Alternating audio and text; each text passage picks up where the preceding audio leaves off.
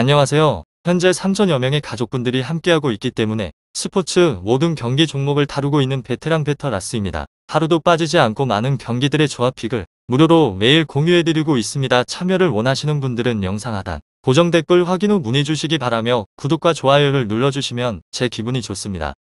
저는 스포츠 토토 및 동행복권 파워볼 정보방을 운영하고 있습니다. 모든 정보는 무료로 공유해드리고 있으니 부담 갖지 마시고 문의 주시기 바랍니다. 그럼 프리뷰 시작해보도록 하겠습니다.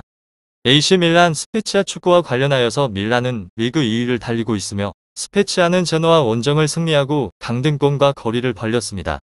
밀란은 지역 라이벌인 인테르와 치열한 선수 다툼을 하고 있으며 나폴리에 패배를 하게 되면서 인테르의 리그에서의 1위를 내주긴 하였지만 그 이후에는 로마와 엠폴리 등을 연파를 하며 간격을 유지 중입니다.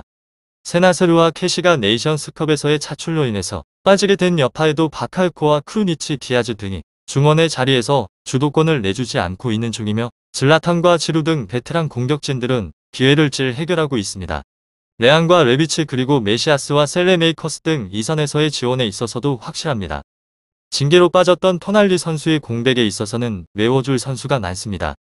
다음으로 스페치아는 제노아 원정을 승리를 하며 한숨을 돌렸습니다. 강등권에서의 쿼트라인까지 추락을 했었지만 최근에서의 원정의 연승으로 인해서 승점을 따낸 것이 컸습니다. 최근 4번의 경기에서 수비진은 두 차례의 클린시트와 관련하여서 좋은 결과를 만들었는데 니콜라우와 아미안 등이 최종 수비에서의 라인을 잘 지켜내기도 하였고 바스토니와 메지오레가 수비적으로 역량을 드러냈습니다. 하지만 은졸라 선수가 주춤을 하고 있는 공격진에 있어서는 여전하게 아쉬운 것이 사실입니다. AC 밀란, 스페치아 이 두 곳에 있어서 결과는 밀란의 승리를 보고 있는데 스페치아가 탄탄한 수비력과 함께 안정적인 원정에 대한 경기력으로 힘을 내고 있는 중이지만 선두 탈환을 노리게 되면서 홈에서 나설 밀란 팀을 넘어서기는 어렵습니다. 특히나 바카요코와 디아즈 등 볼 점유에 있어서 강점이 확실하게 있는 밀란, 중원이 경기의 흐름을 가져올 수 있을 것 같습니다. 셀레메이커스와 레앙이 최전방의 자리에서 질라탄에게 완벽한 기회를 제공을 할 것 같다는 예상을 해봅니다. 다음으로 밀란 리그에서는 2위로 패승승 승무 지난 라운드 베네치아전에서 3대0 대승을 거뒀습니다. 이어진 코파 이탈리아서도 약체 제노아를 연장 승부 끝에 3대1로 완파를 하면서 공식전에서의 4경기 연속으로 무패를 달렸습니다. 이곳은 윗선의 화력이 잘 묻어서 나오는 중이며 2선 라인의 메시아스 분전이 반갑기도 합니다. 기동력 싸움에서 다소 열세를 보이긴 하지만 넓은 시야와 적절한 전진 패스 등을 통하여서 일선의 힘을 늘리는 데 집중을 합니다. 실제로 최근 리그 5경기에서 경기당 평균적으로 45.2개의 볼터치를 가져가면서 기점에 대한 역할을 톡톡히 해주기도 합니다.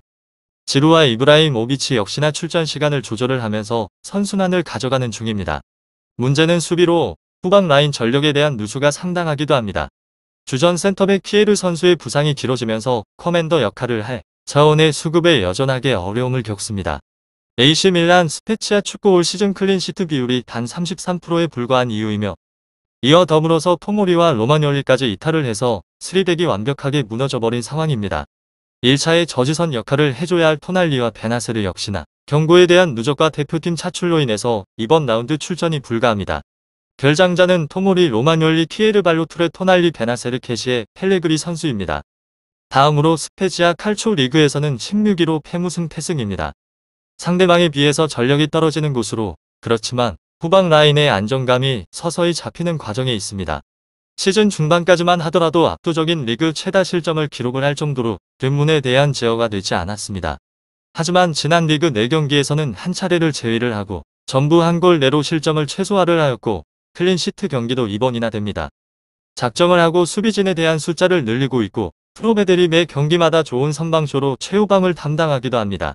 문제는 반대로 팀 내 최대 강점이었던 공격에 대한 속도감이 떨어진다는 점입니다. 윗선으로 전환이 쉽지 않기에 답답한 흐름이 이어지고 있으며 기아시와 베르데 영향력이 줄어들며 일선의 고립이 심해지기도 하고 2선 라인 또한 빠른 전진 패스 투입이 되지 못합니다. 공격 활기가 죽은 상태에서 다득점에 대한 생산은 기대조차 하지 않고 결과를 내보시는 것이 좋을 것 같습니다. AC 밀란 스페치아 결장자는 세나 은기암바 콜리 선수입니다. 다음으로 지난 주중 코파 이탈리아 컵에서 제노아와 연장 접전을 펼쳤던 밀란으로 주말 리그 일정을 소화하지 않았기 때문에 체력 부담은 어느 정도 덜어낼 수 있을 것으로 생각을 해봅니다. 공격에 대한 폼은 레비치 레앙이 부상에서 돌아오고 난 뒤에 가세한 이후로 질라탄 지루도 덩달아서 살아나며 폼은 되찾은 모습입니다. 다만 수비와 중원 손실이 여전하게 불안 요소로 볼 수 있는데 지난 코파 이탈리아 컵을 통하여서 부상에서 돌아온 토모리가 다시 부상으로 이탈이 되면서 주력 센터백이 모두 결장을 한다는 것입니다. 마지막으로 제노아 원정 승리로 인해서 반전에 성공을 하게 된 스페이차 팀입니다. 최근에 나폴리도 원정에서 잡는 등 경기력은 좋은 편으로 무엇보다 크게 무너지는 경기들이 없이 한 골차 내외 승부를 펼치고 있기 때문에 수비 쪽에서의 어느 정도 방어는 기대를 가져볼 만합니다. 중원 자원인 콜리의 네이션스컵 차출을 제외하게 되면 나머지 선수들은 모두 활용이 가능하기 때문에 전력에 대한 손실도 크지 않은 상태입니다.